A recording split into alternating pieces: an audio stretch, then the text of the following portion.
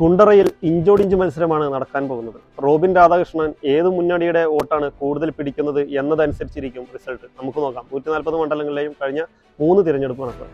കുണ്ടറയിൽ 2011 14,793 ഭൂരിപക്ഷത്തോടെ 67,135 വോട്ടാണ് LDF നേടിയത്. UDF 52,342 BJP 5,990. 2016 വന്നപ്പോൾ 30,460 ഭൂരിപക്ഷത്തോടെ 79,047 വോട്ട് LDF നേടി.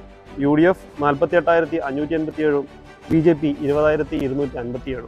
2021 വന്നപ്പോൾ LDF തരംഗമായിരുന്നു. പക്ഷെ അവിടെ LDFന്റെ കയ്യിൽ നിന്നും UDFന്റെ കയ്യിലേക്ക് പോയി 4,523 ഭൂരിപക്ഷത്തോടെ 76,405 വോട്ടാണ് UDF നേടിയത്. LDF 71,882, BJP 6,100.